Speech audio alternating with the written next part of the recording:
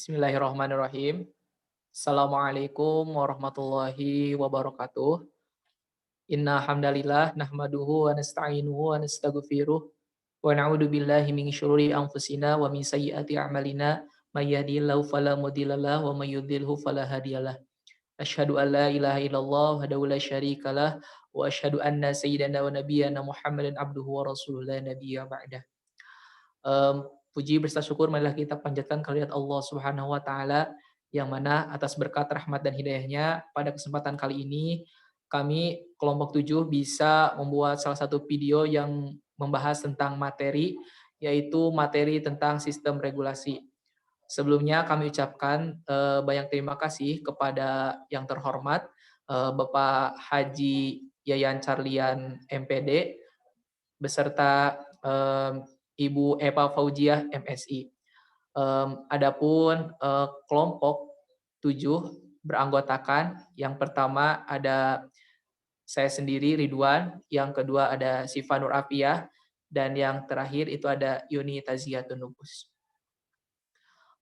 Pada kesempatan kali ini kita akan membahas tentang sistem regulasi, di mana pada sistem regulasi ini akan ada beberapa bagian. Yang pertama ada sistem saraf, yang kedua ada sistem hormon, dan yang terakhir itu ada sistem indera. Oke, untuk mengefisienkan waktu, marilah kita langsung aja ke pembahasan yang pertama, yaitu ada sistem saraf.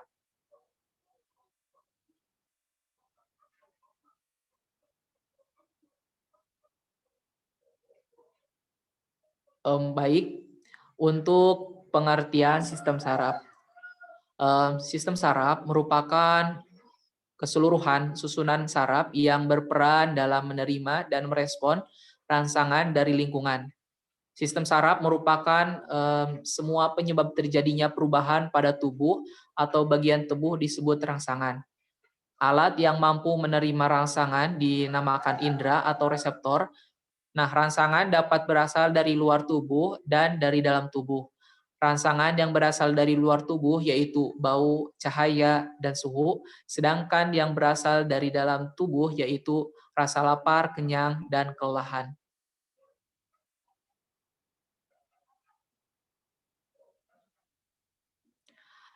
Nah, ada perbedaan antara gerak biasa dan gerak refleks. Yang pertama, gerak biasa yaitu gerak yang disadari, misalnya menulis, berjalan, dan makan. Nah, gerak biasa impulsnya melalui otak, melalui otak.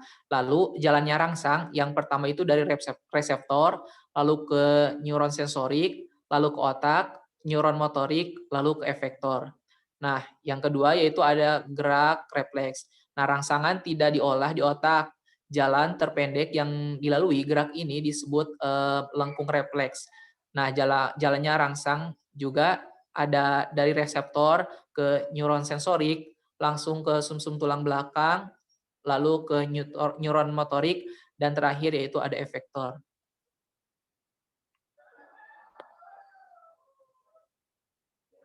Untuk selanjutnya yaitu ada sel saraf.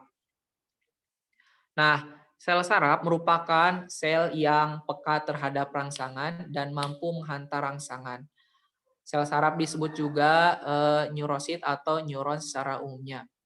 Nah, ini merupakan gambar struktur neuron, di mana yang pertama itu ada dendrit, terus nukleus, badan sel, terus akson, ada juga selubung mielin, ada sel sekawan, ada nodus Ranvier. Nah, dendrit itu berfungsi membawa rangsangan atau impuls dari ujung akson ke arah badan sel saraf. Nah, ada nukleus. Nah, nukleus berfungsi untuk mengatur segala aktivitas dalam tubuh. Yang ketiga ada badan sel. Badan sel merupakan bagian sel saraf yang mengandung nukleus. Nah, dan yang keempat itu ada akson atau neurit, yaitu merupakan serabut panjang yang membawa impuls atau rangsangan dari badan sel ke sel yang lain. Nah, yang kelima itu ada selubung mielin.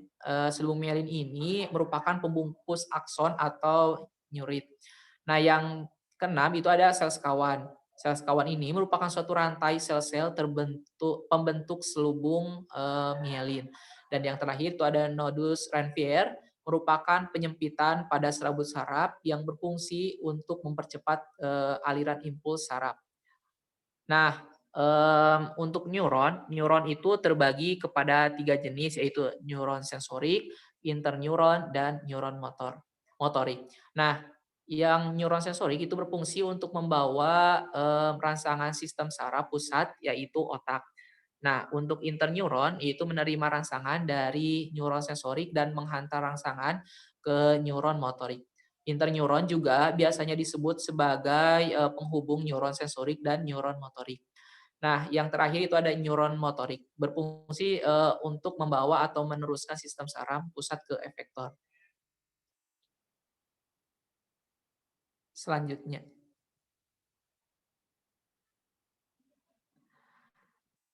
untuk selanjutnya yaitu ada susunan sistem saraf. Nah, sistem saraf dalam tubuh terbagi atas sistem saraf pusat atau sentral dan sistem saraf tepi atau periferi. Sistem saraf pusat meliputi otak dan sumsum tulang belakang. Nah, otak itu terbagi kepada dua bagian, yaitu ada otak besar atau cerebellum dan otak kecil atau cerebellum. Nah, yang pertama, otak belakang merupakan otak yang berfungsi untuk menjaga tingkah laku. Yang kedua, otak depan yang berfungsi dalam penciuman, dan yang ketiga itu otak tengah berfungsi dalam penglihatan. Selanjutnya,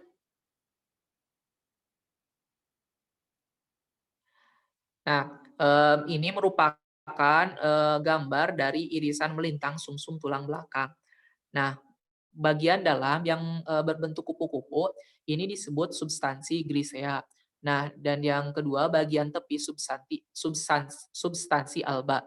Dan yang ketiga yaitu ada kanal pusat berisi cairan cerebrospinal. Saluran kanal pusat juga berhubungan dengan otak. Nah, yang keempat itu ada saraf spinal, merupakan sistem saraf sadar yang menuju atau berasal dari sumsum tulang belakang. Nah, sistem saraf tepi merupakan saraf penghubung antara sistem saraf pusat, otak dan sumsum tulang belakang dengan organ-organ tubuh berdasarkan arah impulsnya. Sistem saraf tepi terbagi menjadi dua, yaitu sistem saraf aferen atau neuron sensorik dan sistem saraf eferen atau neuron motorik. Sistem saraf aferen mengandung sel saraf yang menghantarkan informasi dari reseptor ke saraf pusat. Sistem saraf eferen mengandung sel saraf yang mengantarkan informasi dari saraf pusat ke otot dan kelenjar. Nah, berdasarkan cara kerja sistem saraf eferen dibagi menjadi dua, yaitu sistem saraf somatik dan sistem saraf otonom. Nah, sistem saraf somatik merupakan saraf tepi yang bekerja di bawah kesadaran, sedangkan saraf otonom merupakan sistem saraf yang mengandalkan gerak organ tubuh yang bergerak secara otomatis. Mmm, atau bekerja di bawah kontrol saraf tak sadar. Saraf otonom dapat dibedakan menjadi saraf simpatik dan saraf parasimpatik. Kedua sistem saraf ini bersifat antagonis. Selanjutnya,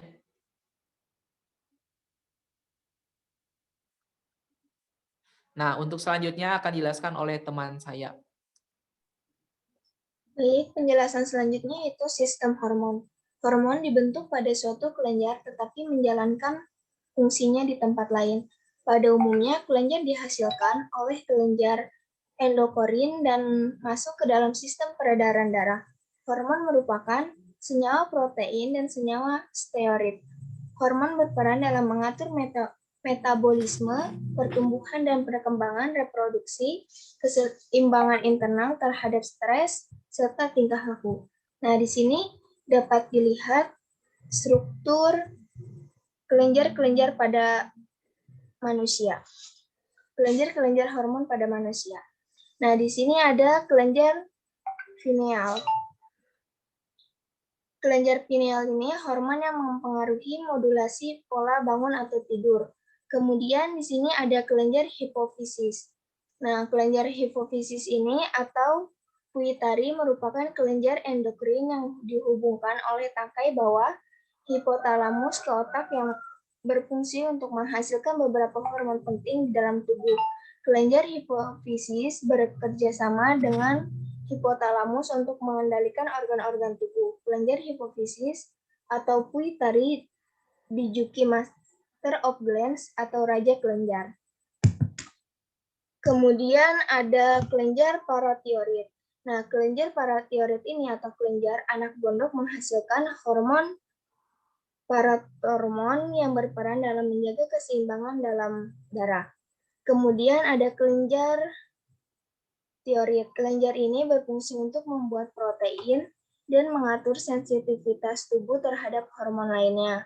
Kemudian ada kelenjar timus. Kelenjar timus adalah organ dalam rongga dada bagian atas yang memproses limfosit, sejenis sel darah putih yang melawan infeksi dalam tubuh. Kemudian ada kelenjar adrenal sebagai pembawa pesan kimiawi. Hormon-hormon ini berjalanan dalam aliran darah dan bertindak atas berbagai jaringan tubuh untuk memungkinkan mereka untuk berfungsi dengan benar. Kemudian yang terakhir ada kelenjar pankreas untuk mengurangi karbohidrat. Selanjutnya akan dipaparkan oleh rekan saya. Baik, untuk selanjutnya yaitu sistem indera. Nah, indera adalah kumpulan dari reseptor yang membentuk organ atau alat organ. Sistem indera di sini ada 5. Yang pertama ada indera peraba, yang kedua ada indera pengecap, kemudian yang ketiga ada indera pembau, yang keempat ada indera pendengaran, yang kelima ada indera penglihatan.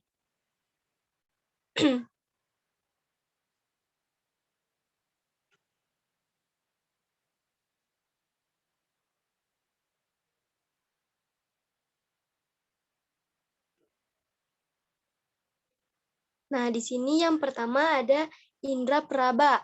Indera peraba atau perasa merupakan bagian tubuh yang sangat peka terhadap rangsangan. Rangsangan tersebut bisa berupa sentuhan, panas, dingin, rasa sakit, gerakan, maupun getaran. Indera peraba atau perasa adalah kulit. Kemudian untuk fungsi kulit tersendiri sebagai alat pelindung bagian dalam, misalnya otot dan tulang, sebagai alat peraba dengan dilengkapi bermacam reseptor yang peka terhadap berbagai rangsangan, sebagai alat ekspresi serta pengatur suhu tubuh. Kemudian untuk susunan kulit sendiri, yang pertama kulit tersusun atas 3 lapisan. Yang pertama epidermis, lapisan luar kulit ari. Yang kedua ada hipodermis, kemudian yang ketiga ada dermis. Nah, untuk epidermis tersendiri terdapat stratum corneum yang merupakan lapisan zat tanduk mati dan selalu mengelupas. Kemudian yang kedua ada stratum lucidium yang merupakan lapisan zat tanduk. Kemudian yang ketiga ada stratum granulosum yang mengandung pigmen. Kemudian yang keempat ada stratum germinativum yang selalu membentuk sel-sel baru ke arah luar. Kemudian susunan yang kedua ada dermis. Nah, di dalam dermis tersendiri ada akar lembut, kemudian ada pembuluh darah, ada syaraf, kemudian ada kelenjar minyak, kemudian ada kelenjar keringat, kemudian ada lapisan lemak yang terdapat di bawah dermis yang berfungsi melindungi tubuh dari pengaruh suhu luar. Kemudian susunan yang ketiga ada hipodermis. Nah, hipodermis di sini terletak di bawah dermis, di mana lapisan ini banyak mengandung lemak. Lemak yang berfungsi sebagai cadangan makanan, pelindung tubuh terhadap benturan, dan menahan panas tubuh.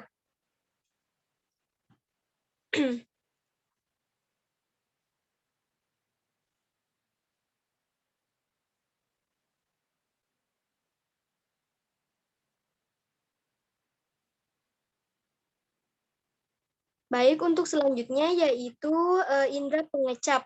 Indera pengecap adalah alat tubuh yang biasa digunakan untuk membedakan rasa makanan, baik rasa manis, pahit,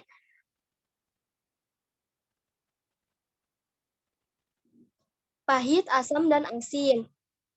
Nah, struktur dari lidah sendiri, sebagian besar lidah tersusun atas otot rangka yang terlekat pada tulang hyoideus, tulang rahang bawah, dan processus di tulang pelipis. Terdapat dua jenis otot pada lidah, yaitu otot ekstrinsik dan intrinsik.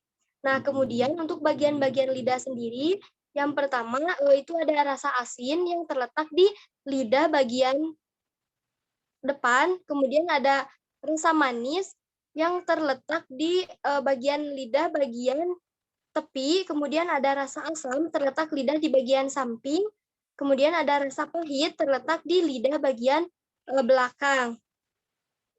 Selanjutnya ada indera pencium. Boleh next.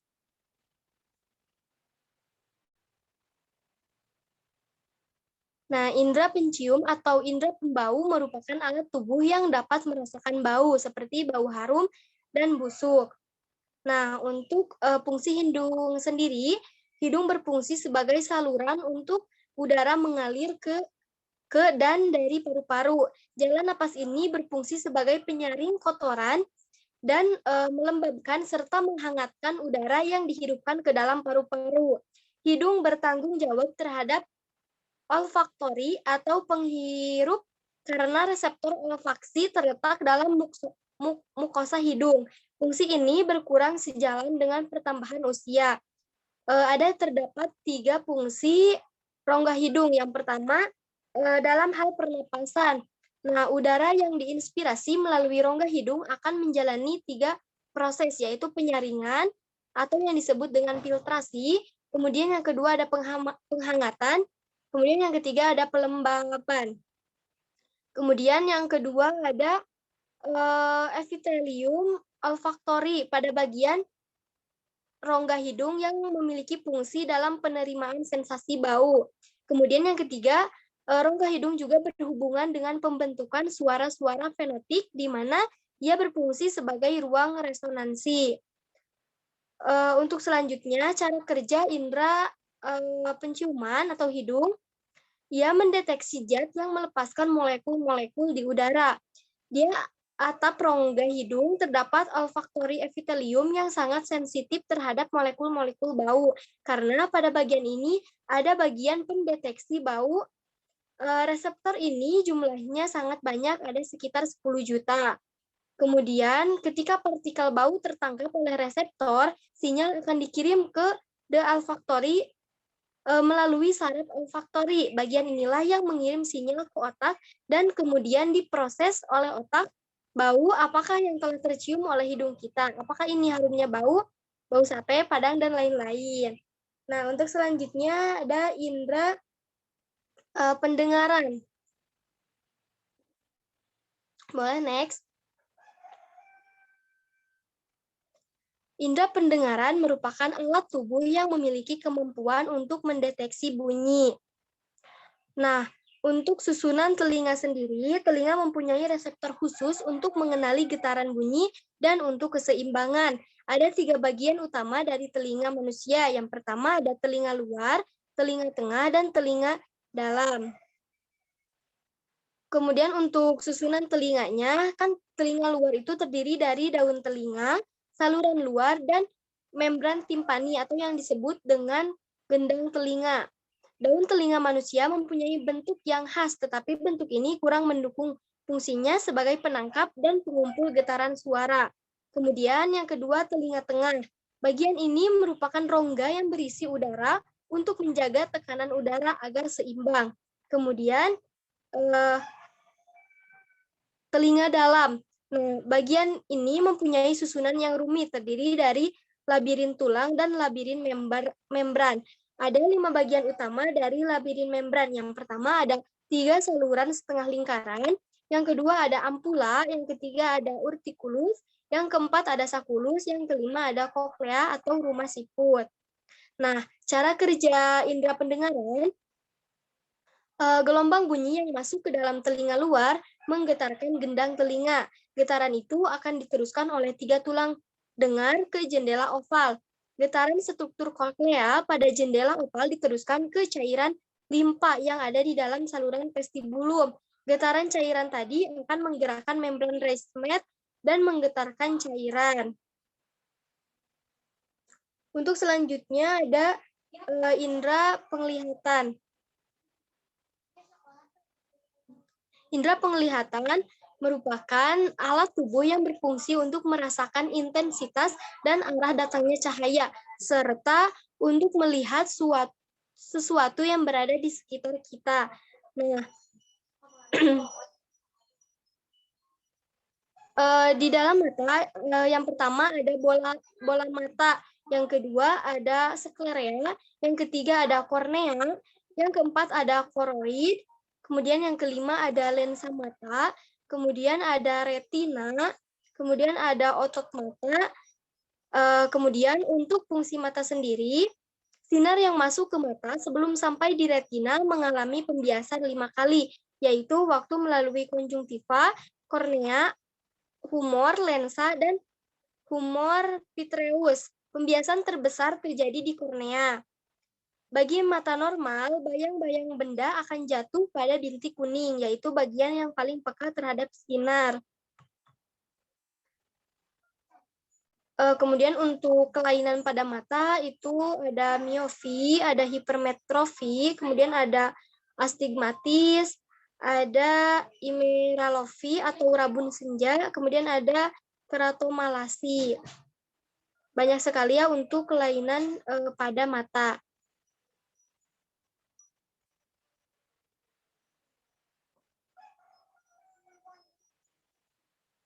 Baik, untuk kesimpulan, sistem saraf adalah suatu jaringan saraf yang kompleks, sangat khusus, dan saling berhubungan satu dengan yang lain.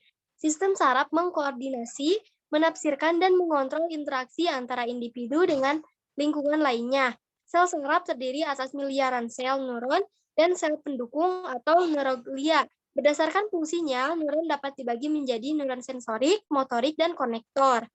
Kemudian, di dalam tubuh manusia, struktur dan fungsi sistem regulasi, saraf, endokrin, indera, sistem saraf meliputi saraf pusat dan saraf tepi. Hormon mengatur pertumbuhan, keseimbangan internal, reproduksi, dan tingkah laku.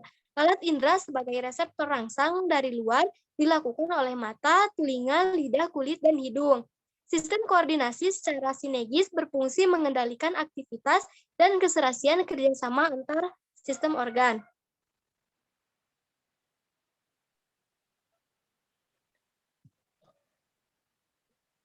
Baik, terima kasih kepada teman-teman. Mungkin itulah dia presentasi dari kelompok 7 tentang sistem regulasi. Mudah-mudahan video ini ada manfaatnya dan mohon maaf atas segala kekurangannya. Terima kasih. Wassalamualaikum warahmatullahi wabarakatuh. Waalaikumsalam warahmatullahi wabarakatuh.